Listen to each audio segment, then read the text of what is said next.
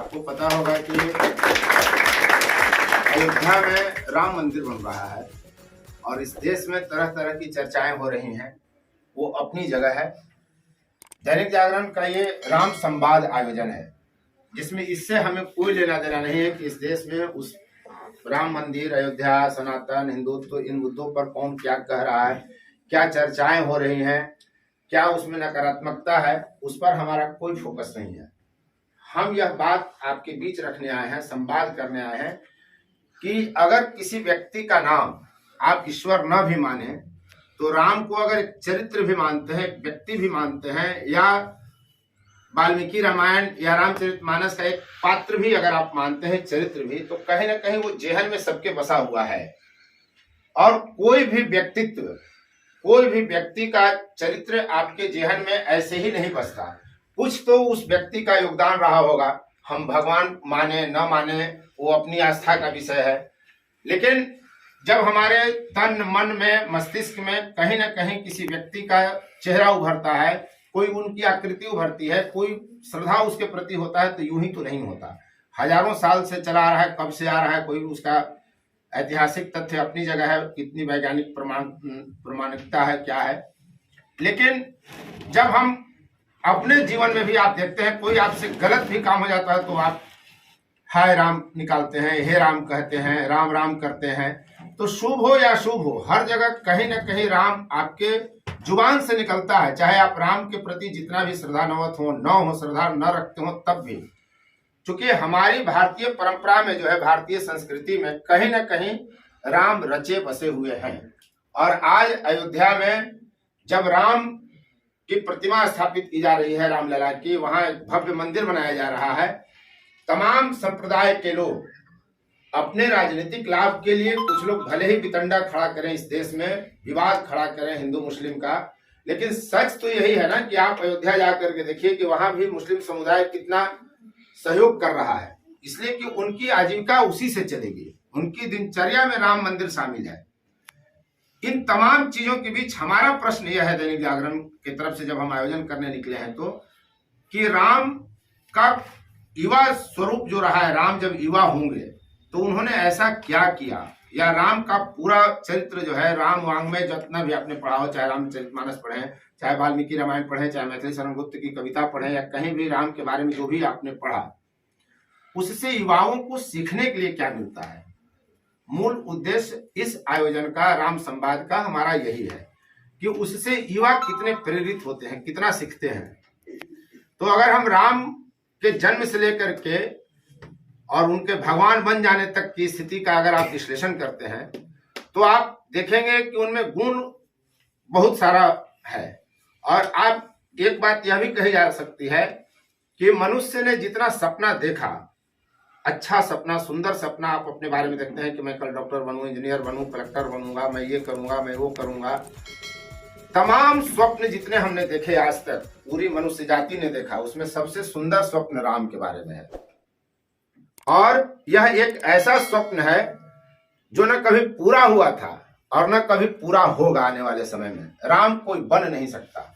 जितने आदर्श आप राम में देखते हैं, जितने गुण आप उनमें देखते हैं, या आप जानते हैं, या आपको बताया जाता है, उतने गुण का इंसान कहाँ मिल पाएगा। यहाँ तो शादी ब्याह जब लड़का लड़की का होता है तो गुण मिलाया जाता है, तो 20, 22, 24 गुण मिल गया, क्या सदी है, तो बहुत गुण मिल गया। राम एक आदर्श पुत्र भी हैं। आप अगर आगे चल के देखें कि पिता कहते हैं कि तुमको बेटा कल राजा बनना है, राजगद्दी तुमको कल मिलेगी। और रात में कैकेयी कोप भवन में जाती है और सब कुछ उथल पुथल मच जाता है अयोध्या में। और जो व्यक्ति सुबह राजगद्दी जिसको सौंपनी थी, जिसका राज तिलक कल सुबह होना है, वो आदमी को वनवास 14 वर्ष के लिए मिलता है। आप यहाँ युवा जो बैठे हुए हैं, आप कल्पना करिए कि अगर आपके सामने से थाली का एक आइटम माँ अगर घसका दे, भाई को ज्यादा दे दे या बहन को ज्यादा दे दे, तो आप लड़ पड़ते हैं, झगड़ पड़ते हैं। ऐसा किसे होगा, दीदी को दे दिए आप, भैया को दे दिया, हमको नहीं दिया। और जिस व्यक्ति के पास राजगद्दी मिल रही हो, जिसके राज तिलक की तैयारी हो रही हो, उस आदमी को जेल, वनवास भेज दिया जाता है। तब भी राम की प्रतिक्रिया आप देखें क्या होती है। उनको समझाया जाता है फिर भी वो नहीं समझते कि नहीं, पिता की आज्ञा है, कुछ न कुछ दूसरी चीजें रचने के लिए ही ये घटना घटी होगी। और वो वनवास जाते हैं। वनवास जाते हैं तो वहां उनका भाई जब पीछे से भरत आते हैं तो जंगल में मनाने जाते हैं। और शायद दुनिया की यह पहली घटना थी जब दो भाई इसलिए लड़ रहे हैं कि कौन कितना त्याग कर सकता है। लड़ाई हमेशा हड़पने के लिए होती है, छीनने के लिए होती है, बेईमानी को सही साबित करने के लिए होती है। वहां राम कह रहे हैं कि नहीं, अयोध्या की राजगद्दी तुम्हारी रहेगी, मुझे दूसरा काम करने जाना है। और भरत कहते हैं कि यह संभव नहीं है, गद्दी आपकी है, आप चलिए। तब राष्ट्र में खड़ाऊ राज की स्थापना होती है। तो सोचिए विचारिए कि उस समय दो भाई इसलिए झगड़ रहे हैं कि कौन कितना किसके लिए त्याग करेगा। आप पति के रूप में देखिए अगर राम को, तो हर कोई, आज की स्त्रियां वही चाहती हैं कि पति के रूप में राम मिले। राम भी चाहते हैं कि हमको स्त्री पत्नी के रूप में सीता मिले। तो कहीं ना कहीं बेहतर तो किया होगा उन्होंने। उनके बारे में अगर कल्पना करके लिखी ही गई, मान लीजिए जैसे एक विवाद ये भी आता है कि राम थे कि नहीं थे, काल्पनिक थे, फिर भी हमारा यह कहना है कि जिस समय तुलसी पैदा ली है, आज के 400-500 वर्ष पहले आप लौटिए, जब आपके पुरखे पटना भी पैदल जाते थे और मुंबई भी पैदल जाते थे, कोई साधन नहीं था, बैलगाड़ी थी, भैंसा गाड़ी थी। तुलसी लिखते हैं तो जिन जिन स्थानों का भी उल्लेख करते हैं भौगोलिक रूप से तो उपलब्ध है। तो उस आदमी की कल्पना कितनी नहीं होगी। ये तो तय है कि लंका नहीं गए होंगे तुलसी। जितने जगह का भ्रमण का जिक्र है राम की यात्रा का, या जिस जिस स्थान का जिक्र तुलसी ने अपने राम में किया है, उतना जगह पूरे जीवन में तो कोई व्यक्ति घूम ही नहीं सकता है। तो कल्पना भी सोचिए कि कितना उच्च दर्जे का था कि जो लिखा हुआ आज मिलता है।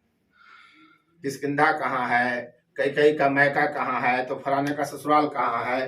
तो 500 वर्ष पहले वो सरजू के किनारे बैठ के कैसे लिख दिए थे। तो सच झूठ की बात अलग है, लेकिन आप पिता के पुत्र के रूप में देखिए, फिर पति के रूप में आप देखिए कि क्या उन्होंने आदर्श स्थापित किया। राजा के रूप में उन्होंने आदर्श स्थापित किया। पत्नी को दूसरे के कहने पर छोड़ दिया कि हम साबित करें कि नहीं हम राजा हैं, इसलिए पहला दायित्व पति का नहीं बल्कि हम राजा का दायित्व निभाएंगे। तो पूरा आप राम का अगर देखेंगे चरित्र, पूरे जीवन काल में राम को अगर आप देखते हैं, तो हमेशा वो एक ऐसा आदर्श स्थापित करते हैं, माइलस्टोन स्थापित करते हैं, जिस तक पहुंचना मनुष्यता के बस की बात नहीं है। कोई मनुष्य राम के बनाए गए आदर्श के आसपास भी नहीं फटक सकता। तो इसीलिए कहा जाता है कि राम बहुत विचित्र सा सपना है, ऐसा स्वप्न है वो जो कभी पूरा नहीं हुआ और कभी पूरा होगा भी नहीं, कोई कर भी नहीं सकता, कोई राम नहीं बन सकता। आप सोच कर देखिए कि पूरे देश में आज क्या क्या नहीं किया जा रहा है राम के आदर्शों को। एकमात्र दैनिक जागरण ही नहीं है, हम तो एक प्रयास कर ही रहे हैं कि आप तक पहुंचे, राम के संदेश को पहुंचाएं। आप राम में ऊर्जा तलाशिए, अपनी प्रेरणा तलाशिए और आप प्रेरित हुइए। कभी भी संकट में भागना नहीं है। राम ईश्वर बाद में भी बनते हैं अगर, तो आप देखिए कि राजा थे, प्रतापी राजा थे, शक्तिशाली थे, युवा थे, और तब भी उनके साथ कितना संघर्ष बीता। पूरे 14 वर्ष वनवास में उनके साथ संघर्ष ही संघर्ष रहा। यहाँ जो व्यक्ति चांदी का चम्मच लेके पैदा लेता है, वो पैदल भखरुआ जाने में 4 बार बैठ जाता है, हाँफ जाता है, थक जाता है, इतना आराम तलबी होता है। और जो राजा के घर में पैदा लिया, वो व्यक्ति 14 वर्ष पैदल ही चलते रह गया। स्वाभाविक है कि उस समय साइकिल तो नहीं था, कार नहीं थे, मोटरसाइकिल नहीं थे, और तब वो आदमी इतना दूर तक गया, कहाँ अयोध्या और कहाँ लंका, और फिर जाना आना। तो तमाम संघर्ष वो लगातार करते रहे, जिससे युवा यह सीख सकते हैं कि बिना संघर्ष के कुछ मिलता जुलता नहीं है। कहीं आप कुछ भी हासिल नहीं कर सकते हैं अगर आप संघर्ष नहीं कर रहे हैं तो। इसके अलावा राम में आप जितना राम को पढ़ेंगे, आप प्रेरित होते चले जाइएगा, और राम को पढ़ते पढ़ते आपका जीवन अंत हो जाएगा, लेकिन राम को आप नहीं पढ़ पाएंगे। तो ये राम है, और पूरा भारत जब राममय है, तो हम आपके बीच उपस्थित होकर राम संवाद का ये आयोजन कर रहे हैं। 4th व्यूज, चौथा विचार, बाकी फिर